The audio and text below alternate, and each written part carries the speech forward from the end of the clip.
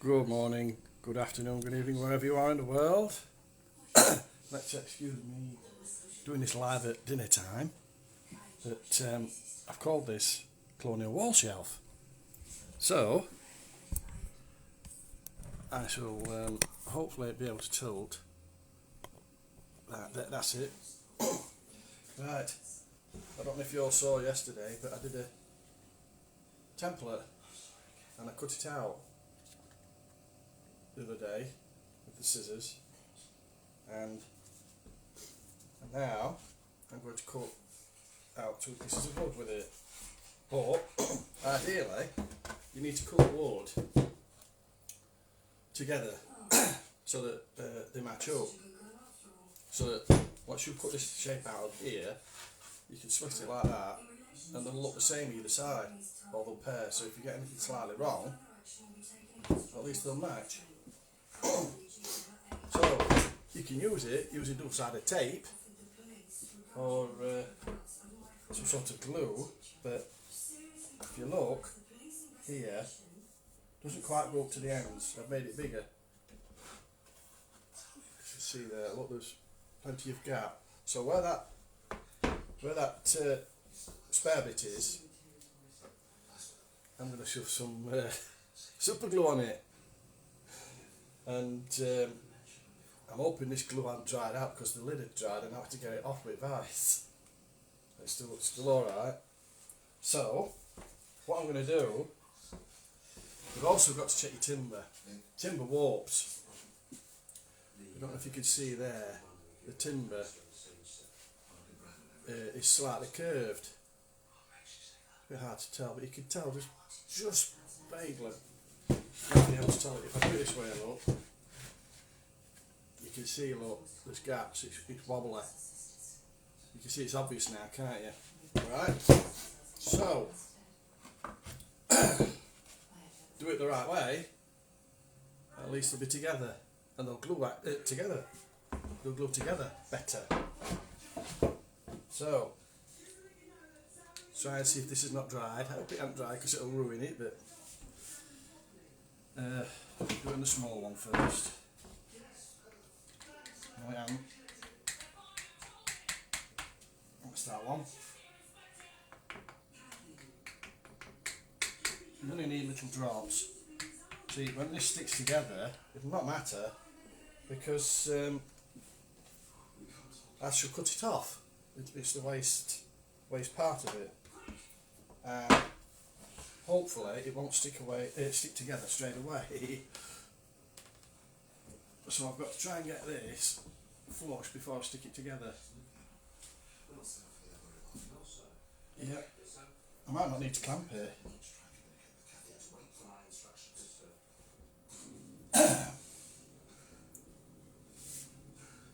Still moving. I think I'm going to have to clamp it. That's why I've got these clamps out. I shall just still flush there, ish. Probably not moving now. It's stuck now, but it's flush enough. That's the thing, you see, you've got to be quick with super glue once it starts to bite.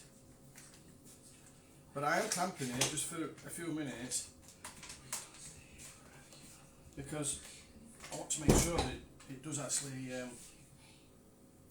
stick together and stay together. And it only takes a few seconds, doesn't it? So I don't want this coming apart while I'm cutting it on bandsaw. So that should have done now, because yeah, as you know, super glue is very, very quick, and it is. I don't bang it, but yeah, now that's stuck together. I can hold that on the bandsaw and cut it out and patch it up.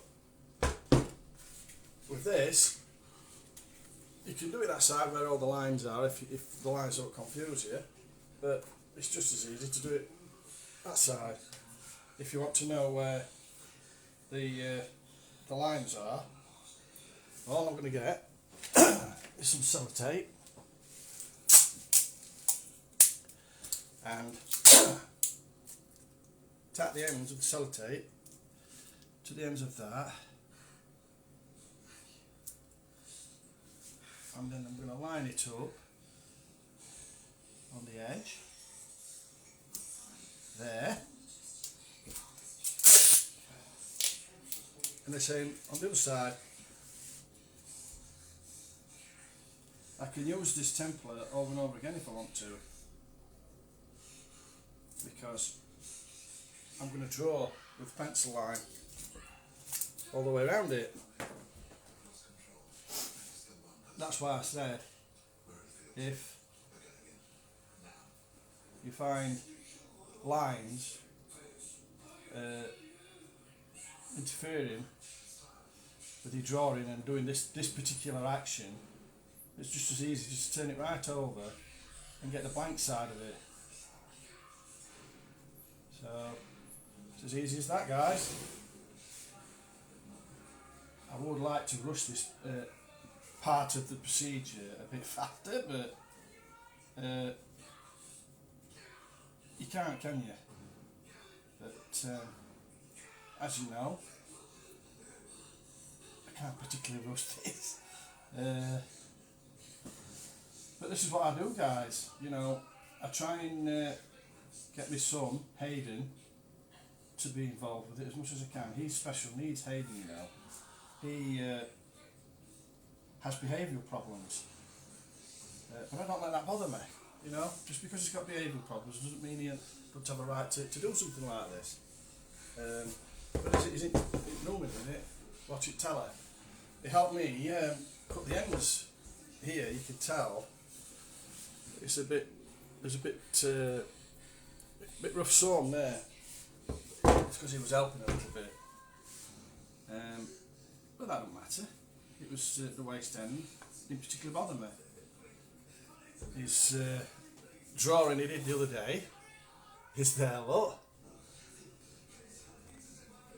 That tells you that he's happy, doesn't it? You know. Colonial bench, shelf, that's what we're trying to do.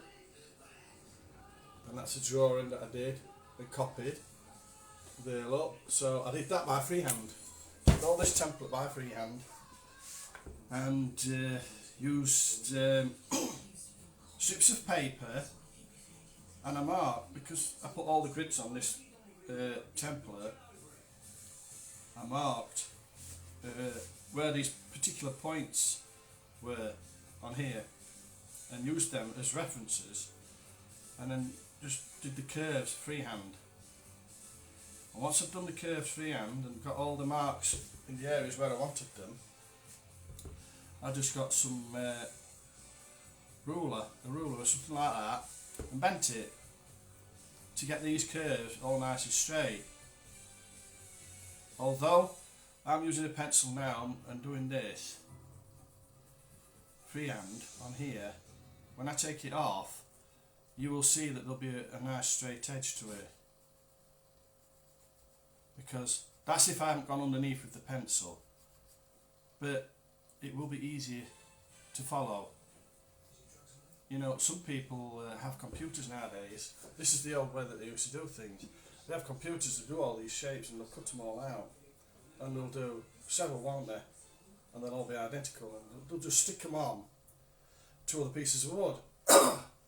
Well, that's going to be identical to that when I cut it out, in it. You know. And then they have machines that cut things out for them, all mass produced.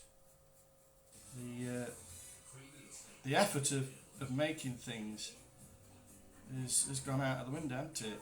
You know, it's all computers and what have you nowadays.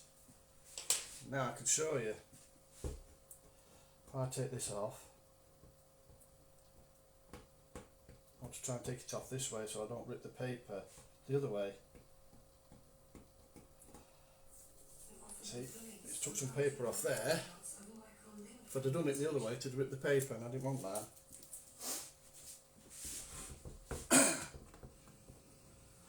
So I'll do the same here. That's it. Now that, guys, what you get. I can finish that little bit there. I can finish that quite easily, and it goes all the way along. So tomorrow, guys, I'll show you the quick process of cutting it out on the bandsaw.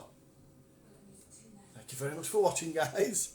Hope it wasn't too long and too boring for you, but I like to come on. I like to show people what I do. You know, I've got a son that I look after that, like I said before, has behavioural needs, so I live on my own with him. My daughter's with a boyfriend, but due to what's going off in the world, the COVID crisis and all that lot, you don't know, do you? You know, people are worried about their jobs and stuff like that. I'm not, because I'm in something that has sorted me. It's now paying my mortgage, but anyway, that's my plan B. So I'm not going to go on too much about it, but if anybody wants to know my plan B, or what does it, that's paying me every week without fail, it's there, guys. You know, I've got friends that are in the property business. I've got friends that are all over, all different types of walks of life, and it's affecting all of them. So guys, if you want to know another way of either propping your business up or having something that can help you, do it. So Yando, Ronald, thank you, brother. Beverly, thank you for coming on, Beverly. Very kind of you. So if you guys want to know another source of income that can be so easily done passively, and you name it, it'll get you through this crisis, guys. It will get you through this crisis. So I'm not going on too much about it, because today we're going to go on about that colonial wall shelf, won't we? And I look forward to people looking on the next live when I start cutting it out on the bandsaw. Thank you very much, everybody, for listening. Thank you, Beverly. Sinyondo.